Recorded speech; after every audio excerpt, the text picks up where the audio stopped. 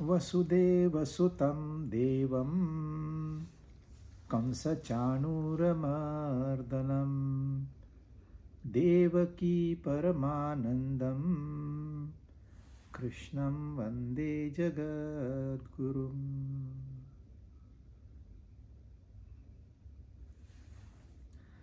हमने छठे अध्याय के 32 श्लोक पूरे किए हैं। यह छठा अध्याय है ध्यान योग। अब इन 32 श्लोकों में हमें ध्यान की महिमा ही बताई गई है। ध्यान करने के लिए उन्होंने 3 अलग अलग चीजें हमें बताई है। एक तो पहले बताई कृति, कैसे करना है, आपने बैठना कैसे है, कैसे अपना एक थॉट चुनना है, कहाँ पर ध्यान लगाना है। तो फिजिकल जो उसको रिक्वायरमेंट है, जो शरीर ध्यान कर सकता है, पहले वो विधि बताई। एक 2-3-4 श्लोकों में बताई उन्होंने।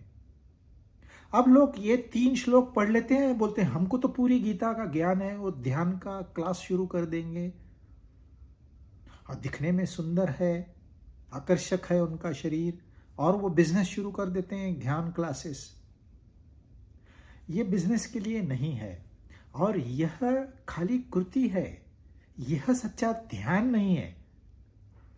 इस शरीर, आप चाहते हो कि मैं कैसे करूं, आप पूछते हो कैसे करूं, इसलिए वो बताते हैं ऐसे कीजिए।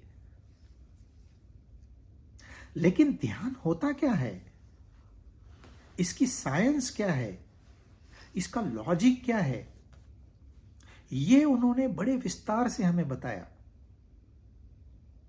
और उसमें उन्होंने जो ध्येय रखा था वो आत्मा कहो या परमात्मा कहो। जब मैं अपने बारे में कहूंगा तो मैं आत्मा कहूंगा, जब सबके बारे में कहूंगा तो परमात्मा कहूंगा, क्योंकि मेरी आत्मा और सबकी आत्मा एक ही है। और उस एक ही शक्ति जो सब में विराजमान है उसको परमात्मा कहते हैं। और आध्यात्मिक क्षेत्र में मैं यह शब्द इस्तेमाल नहीं करते।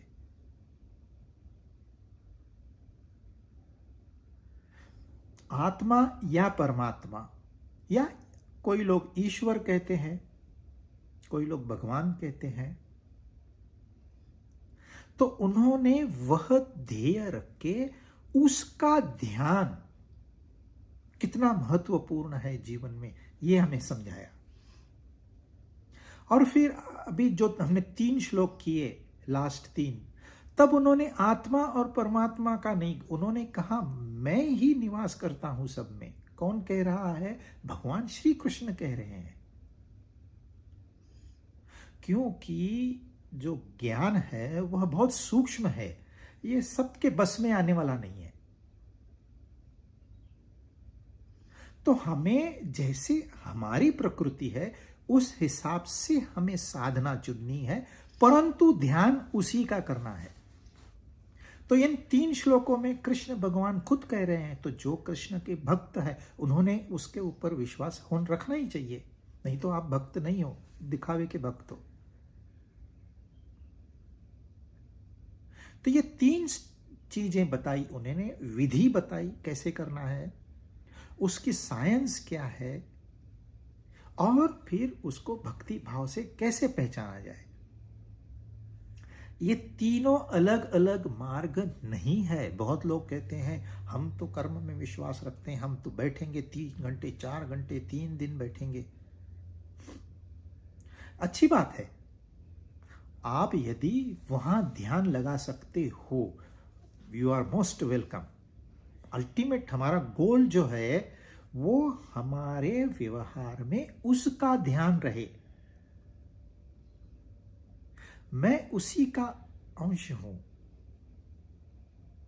कौन? जो सर्वव्यापी है, जो आनंद स्वरूप है, जिसमें परम शांति मिलती है, उसी का ध्यान। और हमें चाहिए क्या? आप सोचिए, आपको चाहिए क्या जीवन में?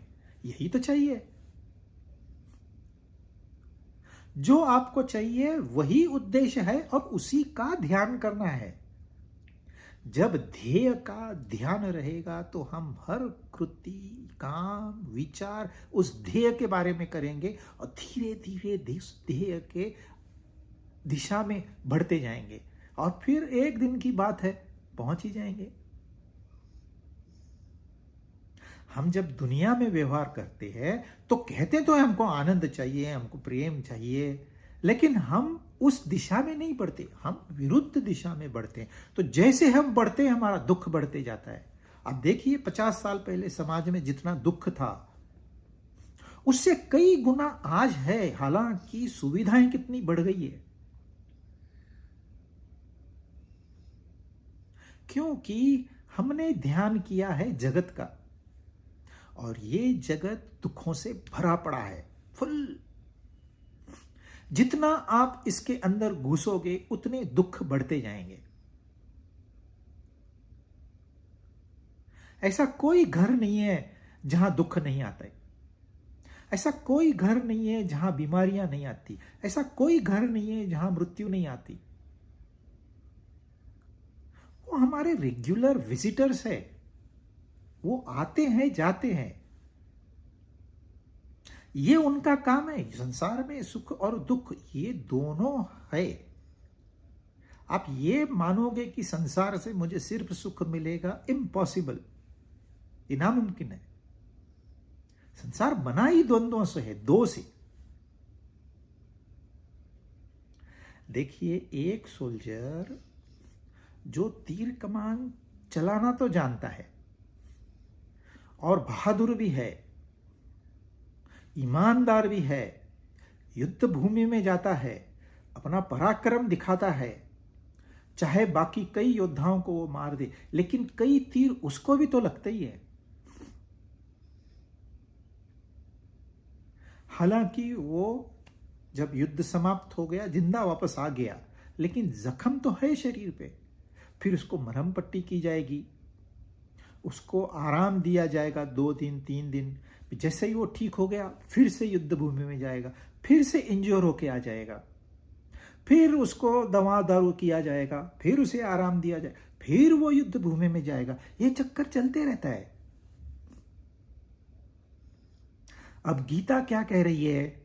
अरे भाई आप एक कवच बना लो अपना, ये ज्ञान रूपी कवच, ये कवच पहन के जाइए। पराक्रमी तो आप हो, ज्ञान तो आपके पास है। ये मैं बता रहा हूं यह भी छोटा ज्ञान है, ये इससे बड़ा ज्ञान, जो बड़ा ज्ञान है वो तो जब आप अनुभव करोगे तब आप कह सको कि हाँ मैंने कुछ किया, मुझे ज्ञान हुआ। ये जो मैं बता रहा हूं ये तो जो गीता में लिखा है वही बता रहा हूं, सिर्फ भाषा अपनी आजकल की यूज कर रहा हूं मैं। तो गीता का उद्देश्य और हमारा उद्देश्य एक ही है। हम नहीं जानते, हमने ये कवच पहन के जानना है। गीता कहती है कवच पहन के जाइए।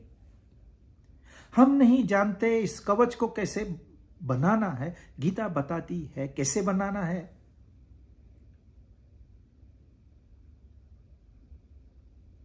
तो यह गीता आपको ऐसा कवच प्रदान करती है जिससे आप मुक्त स्थिति में रहकर भी इस संसार में घूम फिर के आ सकते हो। युद्ध भूमि में जाओगे जख्मी होके नहीं आओगे, ऐसे ही ये संसार में घूम के आओगे दुखी होके नहीं आओगे, टेंशन लेके नहीं आओगे, स्ट्रेस स्ट्रेन लेके नहीं आओगे। मस्त आराम से जाओगे, आराम से आओगे। लेकिन संसार में दुख है, चाहे आपने कवच पहना है, दुश्मन तो आपके ऊपर तीर फेंकेगा ही, तो तीर तो लगना ही है। संसार में ये दुखों के तीर और सुखों के तीर चलते रहते हैं, इसमें से आपको घुसना है। और जो पार चला गया वो चला गया। तो ध्यान मतलब क्या कि यह हमारा जो मूल स्वरूप है उसको 24 घंटे अपने दिमाग में वो विचार जिंदा रहे, और फिर हम संसार में जाएं। फिर आप संसार में शादी करिए, बच्चे करिए, बिजनेस करिए, घूमिए फिरिए। रिटायरमेंट थोड़ी लेनी है। जब हम आए हैं तो पूरा करके ही जाएंगे। 100 साल की जिंदगी है हमारी, बहुत छोटी है। आपको लगता है 100 साल बहुत बड़े, नहीं, बिल्कुल नहीं। जिसके 50 हो गए उसको पूछिए, बोलता अरे यार यूं 50 निकल गए, पता ही नहीं चला। जो 80 वाला वो भी ऐसे ही कहता है, कैसे 80 निकल गए पता नहीं, अब आखिरी वक्त आ गया, मैंने तो कुछ किया नहीं। अब रो, कुछ किया नहीं तो रो, रोते रोते जाओ। रोते रोते आए, रोते रोते जाएंगे। हंस के जो जाएगा वो कामयाब है, और वो मुमकिन है इस ध्यान की प्रक्रिया से। तो उद्देश्य जो है वो ध्येय रखना है, और उस ध्येय का ध्यान रखना है। क्यों? ध्येय तो आपने निश्चित किया, भूल गए तो कैसे पूरा होगा उस ध्येय? चाहे कोई भी ध्येय हो, सबसे ऊंचा यह आध्यात्मिक ध्येय है। ध्येय आप रखोगे और उस पर ध्यान ही नहीं दोगे तो आप क्या करोगे? दुखी होके आओगे रोज। दुखी होके घर से जाते हैं लोग झगड़ा करके, फिर दुखी होके झगड़ा करके वापस घर में आते हैं। घर में भी झगड़े, ऑफिस में भी झगड़े।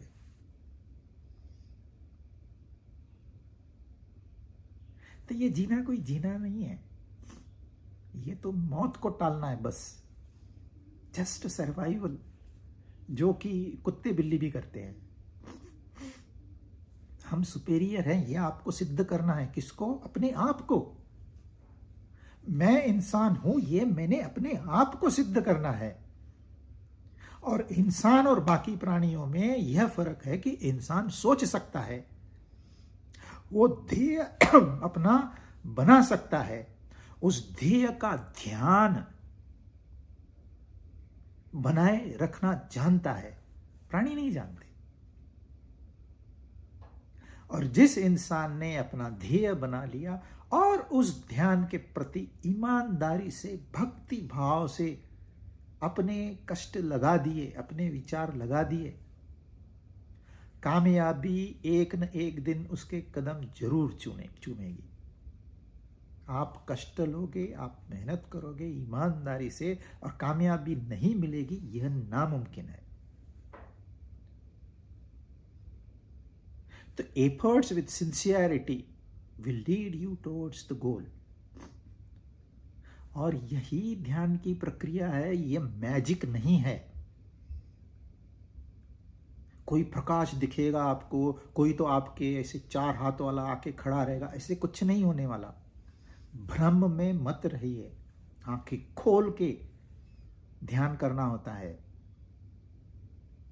प्रैक्टिस के लिए बैठिए, और कितना मन हमारा स्थिर है आपको पता चलेगा। आंखें बंद करिए, कंफर्टेबल सीट में बैठिए और परमात्मा पे ध्यान लगाइए। आपका मन कितना चंचल है आपको पता चल जाएगा। फिर 1 साल बाद वापस करिए, अभ्यास करने के बाद कितनी इंप्रूवमेंट हुई वो आपको पता चलेगा। लेकिन केवल शारीरिक स्तर पे ध्यान नहीं होगा, केवल ज्ञान पाके ध्यान नहीं होगा। लोग सारी भगवत गीता पढ़ लेते हैं, उसका सार भी पढ़ लेते हैं, अनेक भाष्य पढ़ लेते हैं, लेक्चर देते हैं, लेकिन खुद को अनुभव नहीं है। ये ऐसे हो गया, आपको पता है युद्ध भूमि में जाने के लिए कवच की आवश्यकता है, आपको पता है। यह कवच कैसे बनाना है यह भी आपको पता है। तो आपने कवच बना लिया और टांग दिया, मेरे पास कवच है, मेरे पास कवच है, मैं सिखाऊंगा कवच कैसे बनाना है। आप कभी कवच पहन के गए हो युद्ध भूमि में? नहीं बाबा, वो मुझे डर लगता है। किस काम का वो आपका कवच? तो खाली ज्ञान भी काम का नहीं है, खाली क्रिया भी काम की नहीं है, और खाली भक्ति भी काम की नहीं। बहुत हमारा तो बाबा बहुत एकदम कृपा करते हैं ये लोग, हमको बाकी राय से कवच देते हैं, पहन के तो आप भी नहीं जा रहे हो। परमात्मा मेहरबानी करके हमको एक कवच भेज देना। तो ये तीनों यदि आप इंडिविजुअली करोगे, सिर्फ मैं भक्ति करूंगा, यह घमंड है। सिर्फ मैं ज्ञान प्राप्त करूंगा, यह घमंड है। सिर्फ मैं क्रियाएं करूंगा, कर्म कांड जो भी है उतना ही, यह भी घमंड है। मैं इसमें आ जाता है चुपके से। ये त्रिवेणी संगम है, ये आपको तीनों के तीनों इस्तेमाल करने हैं एक ही बार में, एट अ टाइम।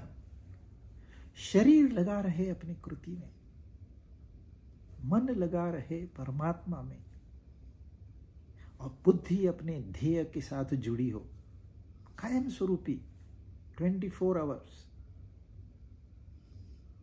नींद में भी आपको कोई पूछे, आप बता सकते हो ध्येय क्या है मेरा। इसलिए ये त्रिवेणी संगम में एक तो आती है जमुना, जो काली है, जिसके किनारे पे कृष्ण ने कई लीलाएं की, वो भक्ति का प्रतीक है। और जो गंगा आती है, यह गंगा हम गंगा माँ कहते हैं, किसी जगह पे वो ज्ञान का प्रतीक है, परंतु यह कर्म का प्रतीक है। आज भी भारत की 40% जनता इस नदी के किनारे बसी हुई है। इस देश की बहुत बड़ी इकोनॉमी इस एक नदी के ऊपर है। तो यह एक्शन का एक प्रतीक है।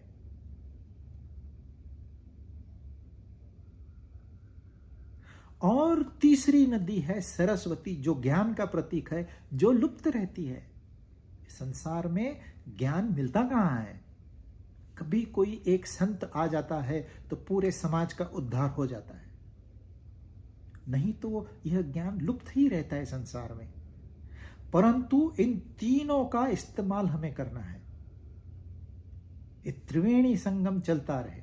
शरीर शरीर का धर्म निभाए, मन मन का धर्म निभाए, बुद्धि बुद्धि का धर्म निभाए, और तीनों का ध्येय मात्र एक ही है। ऐसी यदि योजना है तो ध्येय को प्राप्त करना कोई बहुत बड़ी बात नहीं है। नहीं तो सारी उम्र लोग आश्रमों में बिता देते हैं, पल्ले कुछ नहीं पड़ता, जैसे थे वैसे। तो बहुत ही इन्होंने साइंटिफिकली इस अध्याय का 3 हिस्सों में हमको समझाया है, ध्यान का महत्व और ध्यान कैसे करना है। इतना सब समझाने के बाद आप कहोगे अब तो मेरा ध्यान लगना ही चाहिए। बैठो, आप लगाइए ध्यान, नहीं लगेगा। अभी तक मटका कच्चा है। क्यों? क्योंकि यह जो मन है यह चंचल है। इतनी चंचलता भरी पड़ी है उसमें, एक क्षण के लिए भी वो स्थिर नहीं हो सकता। मन तो था ही नहीं, सिर्फ मैं था, मैं। ये विचारों का जब प्रकटीकरण हुआ, उसको मैंने मेरे विचार कहे, वहां से सारी गड़बड़ शुरू हो गई।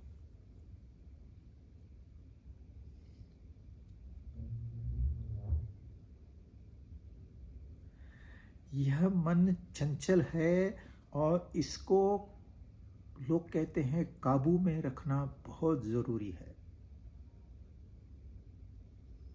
ये बात सही है, लेकिन मन को काबू में रखना, उससे आपका ध्येय पूरा होगा, आप ध्येय तक पहुंच पाओगे, यह आपको सोचना है। मन का स्वभाव है चंचलता। एक विचार आएगा, एक इच्छा पूरी होगी, आपको लगेगा यह इच्छा मैंने पूरी कर दी, मेरा काम बन जाएगा। जैसे ही आपने एक इच्छा की, पूरी की, दूसरी खड़ी है,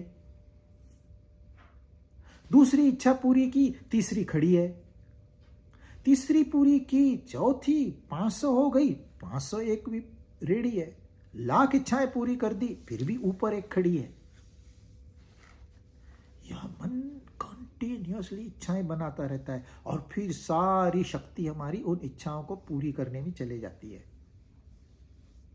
ये कामनाएं हम पैदा करते हैं और फिर कामिनी के पीछे घूमते हैं। कामिनी यानी कि सारे विषय मिलाकर, आंखों के विषय, कानों के विषय, रसना के विषय, त्वचा के, सारे मिला के कामिनी होती है। तो ये कामना कामिनी, कामना कामिनी, ये खेल चल रहा है हमारा। स्थिरता है ही नहीं। स्थिरता होती है यह भी पता नहीं है। स्थिरता लाने के लिए ध्यान करना महत्वपूर्ण है, यह भी पता नहीं है।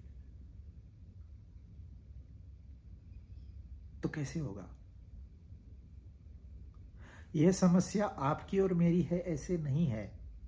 यह समस्या अर्जुन की है, जिसने अभी 6ठा अध्याय भगवत गीता का 32 श्लोक सुने हैं। हमने जैसे सुने, अर्जुन ने भी सुने हैं। अब अर्जुन कहता है, हे मधुसूदन, सब बात सही है तेरी, लेकिन यह मेरा मन नहीं मानता, तो बहुत चंचल है, यह बहुत बलवान है, यह बहुत जिद्दी है। देखते हैं अर्जुन अभी क्या कह रहा है। 33वां श्लोक। योऽयं योगस्त्वया प्रोक्तः साम्येन मधुसूदन एतस्याहं न पश्यामि चंचलत्वा स्थितिं स्थिराम। हे मधुसूदन, हे कृष्ण, आपने समता पूर्वक जो यह योग कहा है, जो भी अभी मैंने आपको बताया, मन की चंचलता के कारण मैं इस योग की स्थिर स्थिति नहीं देखता हूं। आपने तो कहा, लेकिन यह मेरा मन इतना चंचल है कि मुझे लगता है स्थिर स्थिति प्राप्त करना जिससे नामुमकिन हो। इतना चंचल है मन। अब आप सोचिए, अर्जुन की उम्र कितनी थी? 70-80 साल की उम्र थी। उसने बचपन से अभ्यास किया हुआ है, गुरुकुल में पढ़ाई की है, शास्त्रों का अभ्यास किया है, छोटी मोटी बातें तो उसको जनरली मालूम है। स्वयं कृष्ण भगवान उसे समझा रहे हैं, फिर भी कहता है मेरा मन नहीं मानता। अब अर्जुन की यह स्थिति है, तो आप और हम तो बहुत अच्छे हैं। हमारी स्थिति अर्जुन से भी बेहतर है, तो हमें यह बात समझ में आने में बहुत ज्यादा समय नहीं लगेगा। इस मन की चंचलता की वजह से तो हमें सारे जीवन के चैलेंजेस है। यही मन हमको बंधन में डालता है। यही मन की सहायता से हम बंधन से मुक्त हो सकते हैं। यह एक खेल है। यह मन हमको दिया गया है। अगर यह मन नहीं होता, यह इच्छाएं नहीं होती, कामनाएं नहीं होती, भावनाएं नहीं होती, तो आप जी नहीं पाते। बोले क्या बोरिंग स्पेस है, चलो वापस। इस मन की वजह से 100 साल कैसे बीत जाते हैं पता ही नहीं चलता।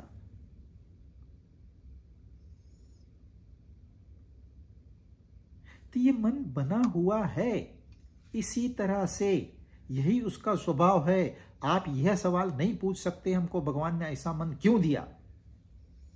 ये फिर ऐसे सवाल हो गया, भगवान ने हमको 2 ही आंखें क्यों नहीं दी, पीछे भी 2 देते, 4 हो देते, क्या उनका जाता। 2 हाथ क्यों दिए, 4 हाथ देते। ये सवाल आप नहीं पूछ सकते, और पूछोगे तो इसका एक ही जवाब है, चुप्पी। ये मन है। अर्जुन इतना ईमानदार है कि वो कह देता है, हाँ प्रभु, ये मेरा मन बहुत चंचल है, मुझे नहीं लगता मैं ये स्थिरता प्राप्त कर सकता हूं। बस हम में और अर्जुन में यही फर्क है, हम नहीं मानते कि हमारा मन चंचल है। हम आपको बड़े पराक्रमी समझते हैं, 30 मार खान समझते हैं,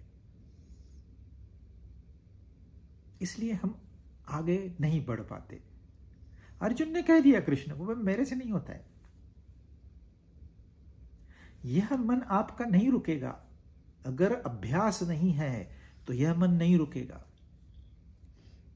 आप भले यह वीडियो सुन रहे हो, एक लाइन सुनोगे, ज्यादा से ज्यादा 2 लाइन सुनोगे या 3 लाइन सुनोगे, चला गया भटकने, घर में चला गया, किचन में चला गया, ऑफिस में चला गया, गर्लफ्रेंड के पास चला गया।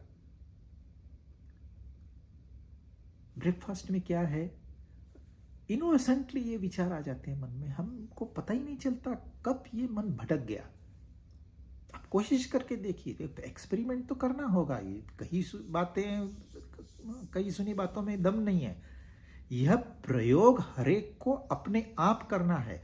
आध्यात्मिक साइंस में और भौतिक साइंस में यह बहुत बड़ा फर्क है। भौतिक साइंस में हम निसर्ग के नियमों का अभ्यास जो करते हैं उसका प्रयोग दूसरों पे करते हैं। आपने देखा होगा, चूहों पे प्रयोग करते हैं, मेंढक पे प्रयोग करते हैं, गरीब इंसानों पे प्रयोग करते हैं। लेकिन कोई साइंटिस्ट अपने आप पे प्रयोग नहीं करता है। लेकिन आध्यात्मिक साइंस ऐसा है, आपने अभ्यास किया, आध्यात्मिक नियम आपको पता चले, अब इसका जो एक्सपेरिमेंट है, प्रयोग, ये अपने आप पर करना है। और यहीं सब लोग डर जाते हैं। नहीं बाबा, मैं सच बोलूंगा, नहीं नहीं नहीं नहीं, ये संसार देखो कितना बुरा है, I can't take that risk. हम डर जाते हैं, और डरपोक आदमी तो तरक्की कर ही नहीं सकता।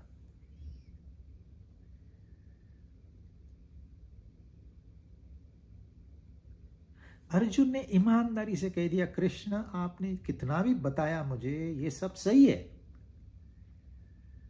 लेकिन मेरा मन चंचल है, वो तो भटकते रहता है। आप कहते हो वहां दुश्मन खड़ा है, मुझे तो गुरु दिखाई दे रहे हैं। आप कहते हो वहां दुश्मन खड़ा है, मुझे तो पितामह दिखाई दे रहे हैं। आप कहते हो दुश्मन तेरे सामने, ये तो सारे मेरे भाई है, मेरे साले है, मेरे ससुर है, मेरे रिश्तेदार है। भटके हुए मन को अपना स्वार्थ दिखाई देगा, ये बात ध्यान में रखना। जब मन स्थिरता पे आएगा तो उसको निस्वार्थ में महत्व दिखाई देगा।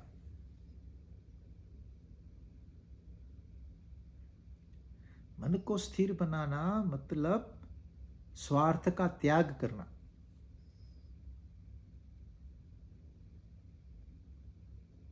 और जो डर गया समझो मर गया। तो अर्जुन कहता है मेरा मन चंचल है, मैं नहीं उसको स्थिर करता। हम लोग भी भक्ति भाव से उसकी शरण में जाके ये कहें, परमात्मा मेरा मन भी बहुत चंचल है, स्थिर नहीं होता, मैं क्या करूं। आप ईमानदारी से शरण में जाइए, देखिए आपको सॉल्यूशन मिल जाएगा। क्योंकि सॉल्यूशन हमारे पास है। बाहर से मिला हुआ ज्ञान आपको सिर्फ वो एक्सप्लोर करने में मदद करता है, ये अंदर में है। आत्मा हमारे अंदर में है, बाहर कहां खोजोगे। ये जो रिचुअल्स बताए गए हैं यह उसको प्रिजर्व करने के लिए, अदरवाइज आप सारी चीजें भूल जाओगे। और स्वार्थी इंसान दूसरे से छीन के खाता है। चोर उच्चक समाज में होते हैं, वो छीन के खाते हैं। ऐसे ही समाज की उन्नति होगी क्या? छीन के खाओ।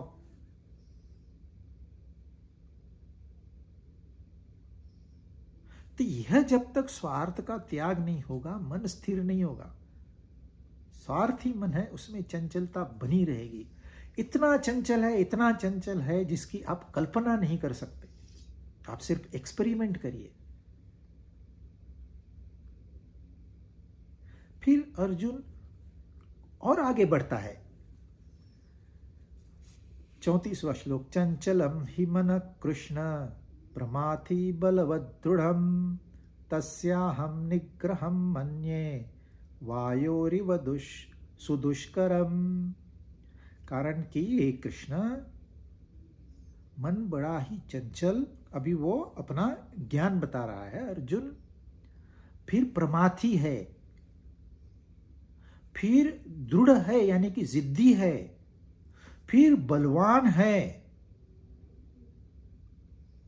जैसे कि तूफान होता है ना, आप में से बहुत लोगों को तूफान भी नहीं पता। तूफान के जैसे वो बलवान है, उसको रोकना अत्यंत कठिन मानता हूं। जिसने यह श्लोक कहा कि मन को स्थिर करना अत्यंत कठिन है, उसकी आध्यात्मिक उन्नति वहीं रुक गई। हालांकि यह सत्य है कि मन को स्थिरता में स्थापित करना कठिन है, यह सत्य है। लेकिन ऐसा कठिन काम परमात्मा ने हम सबको दिया है। क्यों? क्योंकि हम कैपेबल है। ये चैलेंज हमको दिया गया है, जस्ट बी एंगेज्ड। कुछ तो करोगे, खाली सो के तो रहोगे नहीं कुंभकर्ण के जैसे, कुछ तो करोगे। तो कंस्ट्रक्टिव करना है कि डिस्ट्रक्टिव करना है? आपको आगे बढ़ना है, ऊपर बढ़ना है, या नीचे गिरना है? नीचे गिरना तो बहुत आसान है, ऊपर बढ़ना कठिन है। जी हां, कठिन है, लेकिन कठिन है और मुझे कठिन काम मिला है। I am the chosen one. ये आप नहीं समझते पा रहे। मैं यह काबिलियत रखता हूं, किसी का मेरे ऊपर इतना विश्वास है।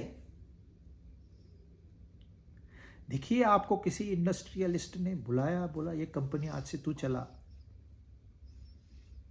अरे कंपनी उसकी है, आपको चलाने को कह रहा है, आपको तो बहुत कठिन है, बहुत कठिन है, भाग घर, तेरा काम नहीं है। दूसरा जो बोलेगा मैं कोशिश करता हूं, मैं चलाऊंगा, कैसी नहीं चलती है? Come on, you are appointed. आपको डेजिग्नेशन चाहिए मैनेजिंग डायरेक्टर की, ऐसे ही मिलेगी। Accept the challenge. जिसने कहा नहीं नहीं नहीं बाबा ये कठिन है, मेरे से नहीं होगा, घर भागो, जाके सो जाओ, और कुछ नहीं कर सकते आप। Don't expect more things in life, keep suffering. सीधा मैसेज है गीता का। रो, चिल्लाओ, कुछ भी करो,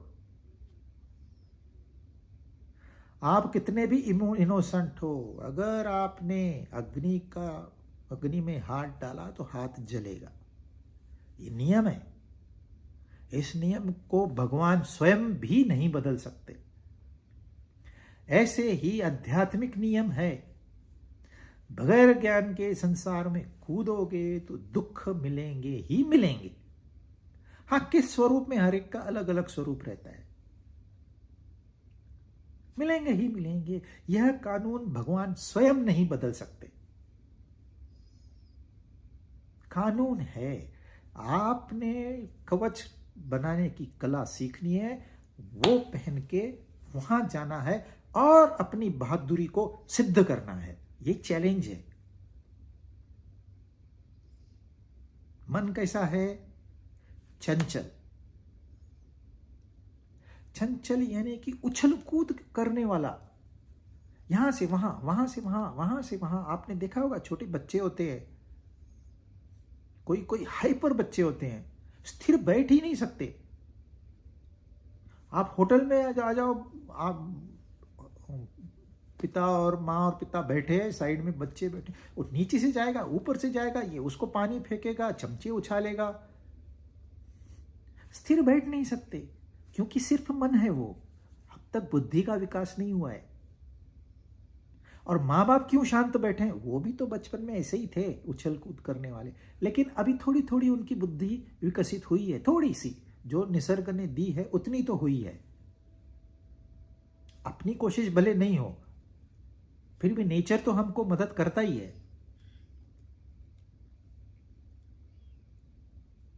तो ये मन उन छोटे बच्चों जैसा है, ये उछल कूद करने वाला है, वो है।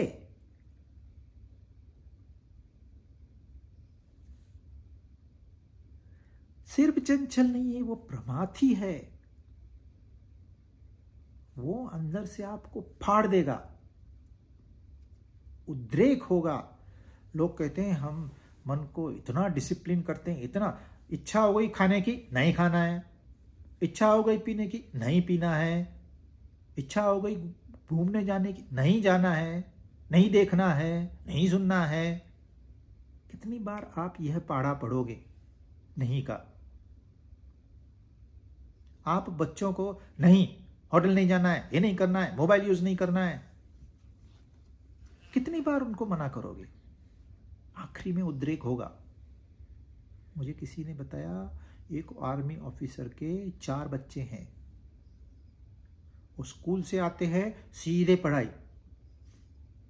फिर माँ उनकी एक आवाज देती है, ओनली डिनर इज रेडी, दौड़ के सारे डाइनिंग पे आ जाएंगे।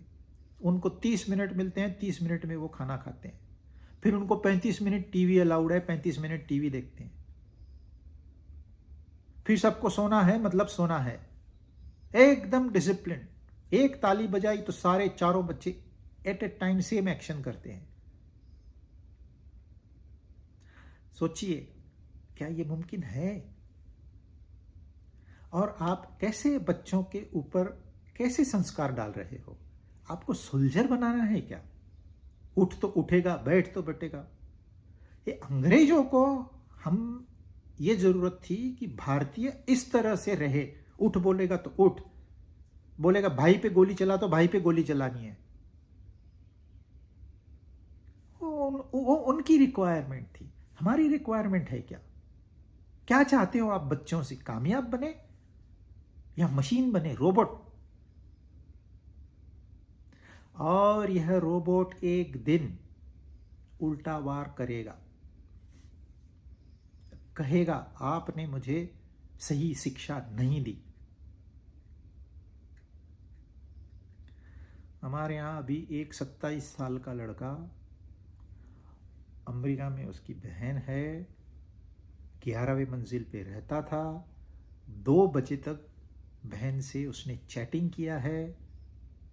चैटिंग बंद करके एक स्टूल लिया, टेरेस में गया, स्टूल पे खड़ा रहा, सीधे जंप कर दी।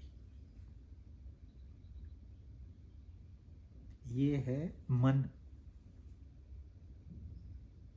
कहाँ ले जाएगा आपको? ये ज्ञान अर्जुन को तो ऑलरेडी है, हमें शायद नहीं है, लेकिन उसको तो ये अर्जुन कह रहा है, ये कृष्ण ने नहीं कहा है, ये अर्जुन कह रहा है कि मन चंचल है, प्रमाथी है, जिद्दी है, कुछ भी करो मानेगा ही नहीं।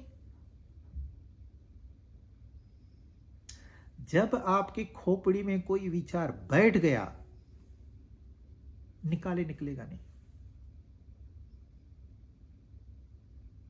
आपके इस पड़ोस वाले ने बड़ी कार ली, उस पड़ोस वाले ने बड़ी कार ली, आपके पास छोटी कार है, आपके बैंक में पैसा पड़ा है, और फिर किसी ने आपको बोला अरे आपने बड़ी कार नहीं ली, खत्म। यह विचार आपके मन में ऐसे घुस गया, अब आप वो मन को समझाओ ये विचार निकाल दे, मानेगा ही नहीं। आखिरी में आप लोन भी लोगे, कुछ भी करोगे, लेकिन वो बड़ी गाड़ी ले आओगे। आप एक्सपेरिमेंट करिए तो आपको पता चलेगा।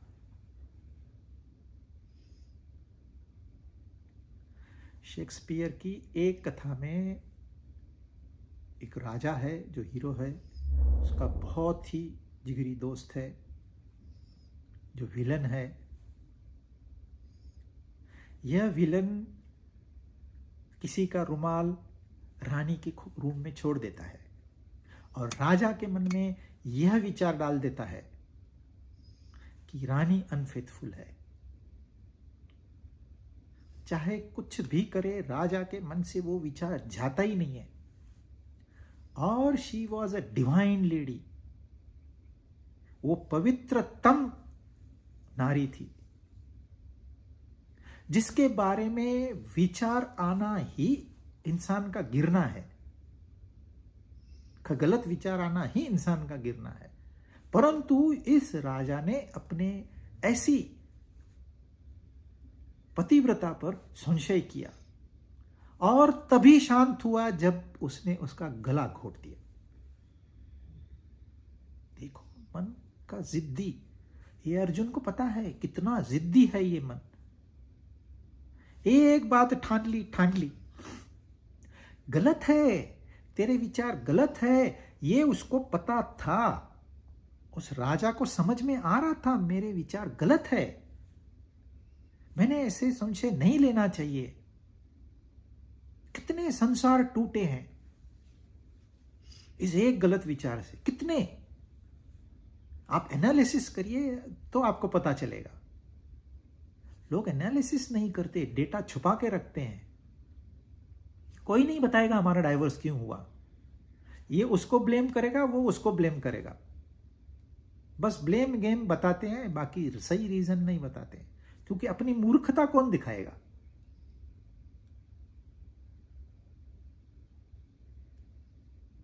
तो यह जिद्दी मन कुछ भी करवा सकता है, कुछ भी।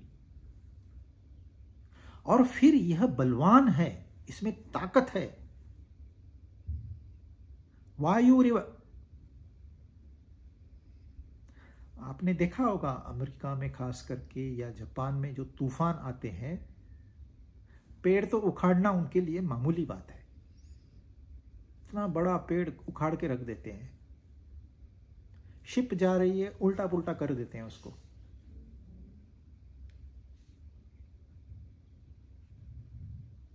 कारें जा रही है उड़ा देंगे हवा में, लोगों को उठा लेंगे। लगता है हाँ तूफान यानी कि हवा है, हवा का एक तरीका है आने का जाने का। जस्ट इसमें तो वायु रिवर सिंपल कह दिया उसने, वायु की तरह। अभी कौन से वायु, टॉर्नेडो से लेके सिंपल ब्रीज तक सारे तो वायु ही है। ये मन इतना कोमल भी है कि आपको प्रसन्नता प्रदान करे। यह मन प्यार से भी भरा हुआ है, जो आपको उच्चतम अनुभव दे सकता है। यह मन नफरत से भी भरा हुआ है, इसमें सारे इमोशंस है। और ये सारे इमोशंस कैसे हैं? बलवान। रावण की भी ताकत कम पड़ेगी, इतनी इस मन में ताकत है। ये चाहे तो देश को उजाड़ दे, ये चाहे तो वर्ल्ड वॉर करा दे, न्यूक्लियर वॉर करा दे, ये चाहे तो भाईचारा एस्टैब्लिश करे। इतनी उसमें ताकत है। मॉब साइकोलॉजी आप देखिए, लाखों लोग जमा हो जाते हैं, एक आदमी लेक्चर देता है, सारी मॉब साइकोलॉजी चेंज हो जाती है। जो एक युद्ध करने आ रहे थे जिनसे, उनको छोड़ के दूसरों से युद्ध करने लगते हैं। उस समय ये नहीं चलता है, और उस समय एनालिसिस करने का वक्त नहीं होता है। हाँ, हम कहते हैं ना, हवा चली, जिस तरफ हवा चली वैसे ही सोचते हैं लोग। तो यह मन जो है, यह हे कृष्णा, ये बड़ा ही चंचल है, प्रमाथी है, दृढ़ है, बलवान है। इसको रोकना मैं बहुत कठिन मानता हूं। कम से कम अर्जुन ने शरण ली है, ये आप समझिए। हे कृष्णा, ये मेरा मन मेरे बस में नहीं है, इसलिए मैं तेरी शरण में आया हूं। और जो शरण में आता है उसको मरण नहीं होता। तो अर्जुन ने भले सवाल बहुत अच्छा पूछा है, परंतु उसकी जो भावना है वह पवित्र है। वो न अपना ज्ञान दिखा रहा है, न कृष्ण का ज्ञान कितना है वो सोच रहा है। वो तो इनोसेंटली बोलता है, हे कृष्णा, हाथ जोड़ के कहता है, हे कृष्णा मैं तेरी शरण में हूं। मैं ये मन इतना बलवान, मैं इतना दुबला, ये मन इतना जिद्दी, मैं इतना सीधा, चंचल प्रमाथी मन, इसको मैं नहीं बस कर सकता हूं। अभी मेरी ये मजबूरी है, तू बता क्या करूं। हमको यही करना है। आपने अभी तक ऐसे नहीं कह सकते कि मैंने मन को नहीं काबू में किया या ऐसे है, वो कठिन कार्य। लेकिन हम यदि शरण में जाएंगे गुरु के, ग्रंथों के, शास्त्रों के, तो हमें उसका सॉल्यूशन मिल जाएगा। जैसे कि अब 35वें श्लोक में श्री भगवान वाच, अब भगवान क्या कहते हैं, असंशयम महाबाहो मनो दुर्निग्रहम चलम अभ्यासेन तु कौन्तेय वैराग्येण च गुह्यते। हे महाबाहो, महाबाहो अर्जुन, यह मन बड़ा चंचल है और इसका निग्रह करना भी बड़ा कठिन है। कौन कह रहे हैं? आप श्री कृष्ण भगवान कहते हैं कि मन बड़ा चंचल है, असंशय, नो डाउट। अर्जुन, जो तू कह रहा है ना, बिल्कुल सही है। नहीं नहीं, तू जो कह रहा है गलत कह रहा है, ऐसे नहीं होता है। वो अप्रोच नहीं है गुरु का। आम इंसान जो बात करेगा वो तो ऐसे ही कहेगा, बाबा नहीं होता है मेरे से मन, नहीं होता है, तू शरण में जा, इतना कहेंगे गुरु, किसी अच्छे गुरु के शरण में जा। लेकिन ऐसे नहीं, ये होता नहीं है, ऐसे कैसे, हमने किया है तुम कैसे नहीं कर सकते, इन्होंने किया उन्होंने किया तुम कैसे नहीं कर सकते, ऐसे आर्ग्यूमेंट नहीं होती है। तो कृष्ण भगवान स्वयं कह रहे हैं, नो डाउट कौन्तेय, अर्जुन तू कहता है वो ठीक है, उसको निग्रह करना बड़ा कठिन है, परंतु अभ्यास और वैराग्य के द्वारा इसको निग्रह किया जाता है। देखिए कैसे उन्होंने बात को पलट दिया। हाँ नहीं होता है, लेकिन होता है। तू कहता है नहीं होता है, परंतु अभ्यास और वैराग्य से होता है। इस मन का निग्रह होना मुमकिन है, परंतु जब आपके पास अभ्यास और वैराग्य ये दोनों मौजूद हो तो। अब ये बड़ा ट्रिकी है। अभ्यास क्या है?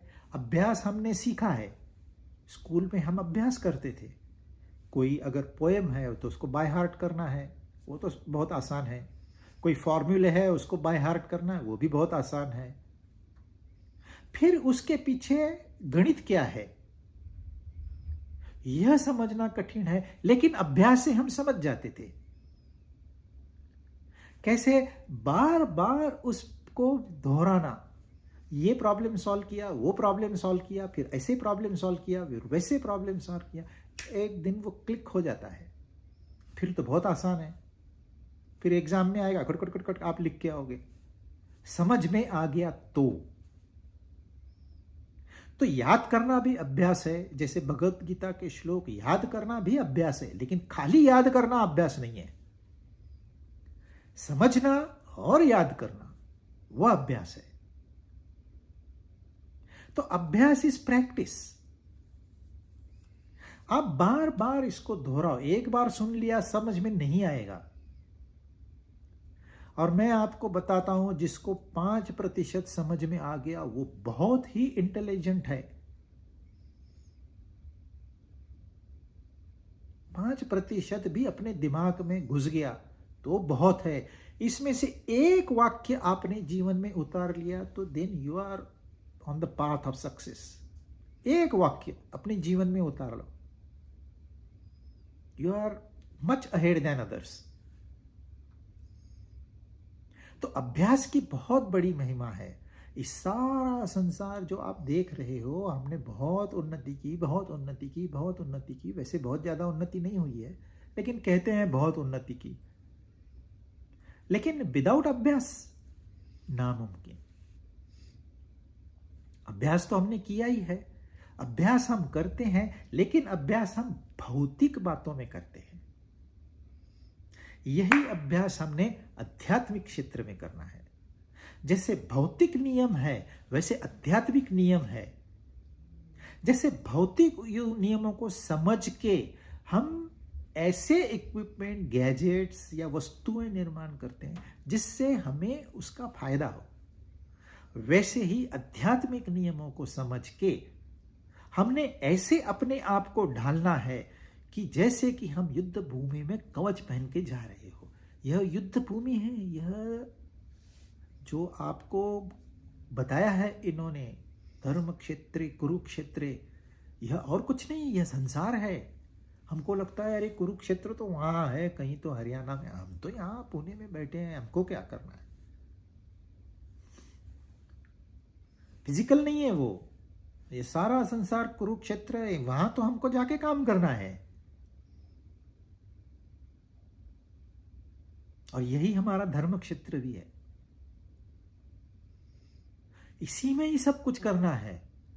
लोग कहते हैं हम दुनिया छोड़ देंगे, हम घर छोड़ देंगे, हम बीवी छोड़ देंगे, बच्चे छोड़ देंगे। जाओगे कहाँ? कोई तो खिलाएगा तुम्हें।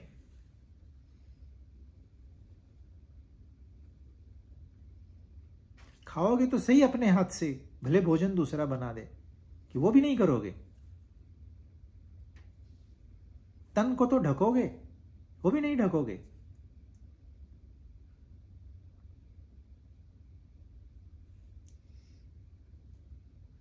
तो हे कुंती नंदन, और हे, अभी तक मैंने आपको नाम नहीं बताए थे, यहां 2 नाम आए हैं। अब फिर हम नामों की चर्चा विस्तार से कभी तो समय मिलेगा तो करेंगे, लेकिन यहां 2 नाम आए हैं, महाबाहो और कौंतेय, कुंती के पुत्र। आपने व्यवहार में कभी नहीं सुना होगा कि किसी को मां के नाम से जोड़ा गया हो। पिता के नाम से पांडव कहेंगे तो ठीक है, हे पांडवा, तो हम समझ सकते भाई पांडु पुत्र पांडव हो गया।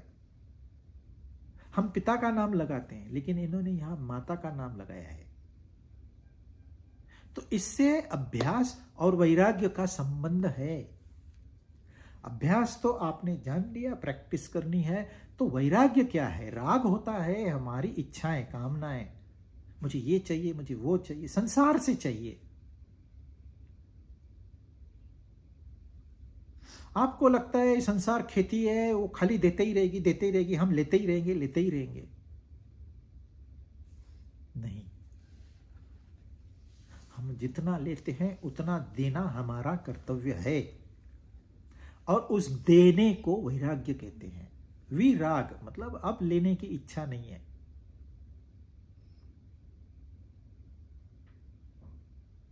अब देने की इच्छा है। मैं क्या कर सकता हूं दुनिया के लिए? आपके पास पैसा है, बड़ा दान कर दिया, नाम लगा दिया, आपने कुछ नहीं किया। खाली दान देके नाम जिसने लगाया उसका दान व्यर्थ है। फोटो के लिए थोड़ी दान देते हैं, दान देते हैं कि दूसरे की उन्नति हो और उसका समाधान मुझे मिले। यदि मुझे समाधान नहीं है, आप सोचो मेरा नाम इतना बड़ा लगा दिया, तो वो देख के मुझे कैसे लगता है? लोग उसका भी फोटो निकाल के न्यूज़पेपर में देते हैं। जी नहीं, अब आप देखिए वैराग्य क्या होता है, ये हम कुंती से सीखते हैं। इसलिए उन्होंने कौंतेय कहा। लोग कहते हैं देखो माँ का नाम दिया ताकि वो उसको फेमिनाइन लगे, चैलेंज लगे। जी नहीं, कुंती प्योर वैरागी थी। कुंती को आपने ऐसे रानी के रूप में नहीं देखा है कभी, गहने पहन के ऑर्डर कर रही है, वो नहीं देखेंगे आप। कुंती ने कृष्ण से वरदान मांगा था। क्या वरदान मांगता था? कि ये सारी विपदाएं हमारे ऊपर आए, मेरे ऊपर आए। तो क्यों विपदाएं? कोई विपदाएं मांगता है क्या? कोई कष्ट मांगता है क्या? कोई दुख मांगता है क्या? बोले वही तरीका है, मैं तुझे याद रखूंगी।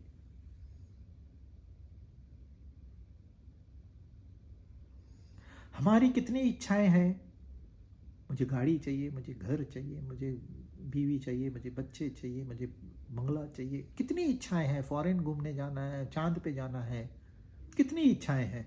कुंती को सिर्फ एक इच्छा थी कि मेरा ध्यान हमेशा प्रभु में बना रहे, भले विपदाओं के माध्यम से क्यों न हो। जिसने यह एक इच्छा कर ली उसको कहते हैं वैरागी।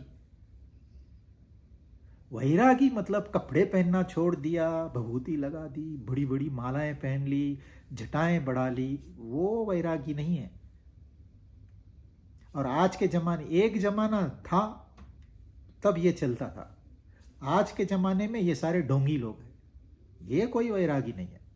कुंती वैरागी थी, हालांकि पांडवों की मां थी, पांडवों को सही सलाह देती थी, सही राह दिखाती थी, और यह भी जानती थी कि यह जो रानी का सिंहासन है वो मेरा है, जानती थी, अज्ञानी नहीं थी।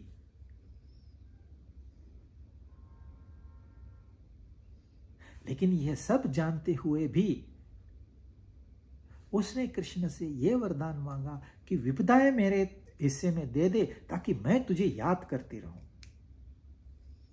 अब क्या हो गया? यह एक इच्छा कि मैं ध्यान तेरे पे लगाऊं, बाकी सारी इच्छाओं को खा जाती है। क्योंकि बाकी सारी इच्छाएं, वह एक इच्छा खा गई, उस एक इच्छा का होने से इंसान वैरागी होता है। आप एक इच्छा करो कि परमात्मा तेरे सिवा मुझे कुछ नहीं चाहिए, तो ये अपने अंदर में अपने आप को कमिटमेंट देनी है, लोगों को बताने के लिए नहीं। नहीं, मुझे दूसरा कुछ चाहिए ही नहीं, आप वैरागी हो गए। तो इन्होंने कौन्तेय कहा और वैराग्य, तो वैराग्य तू जानता है अपनी मां से, और अभ्यास तू जानता है कि तू महाबाहो है, तू बड़ी भुजाओं वाला है, यानी कि तू ताकतवर है, तेरे में कैपेबिलिटी है, तेरे में वो सारी काबिलियत है। किसके लिए? मन को जीतने के लिए। तो नाम देखिए, महाबाहो और कौन्तेय, अभ्यास और वैराग। तो महाबाहो से आप अभ्यास सीखो, कौन्तेय से वैराग सीखो। तो कृष्ण भगवान कह रहे हैं, नो डाउट मन को वश में करना कठिन है, परंतु अभ्यास और वैराग्य जो कि दोनों तेरे पास है, यानी कि हमारे पास है। देखिए, अर्जुन मैं हूं, अर्जुन आप सभी हो। कृष्ण भगवान हम सबके लिए बता रहे, हमारे पास वो ताकत है और हमारी वैराग्य यानी कि परमात्मा को ध्यान में रखने की काबिलियत है, तो मन को वश में करना आसान हो जाएगा। बाकी नेक्स्ट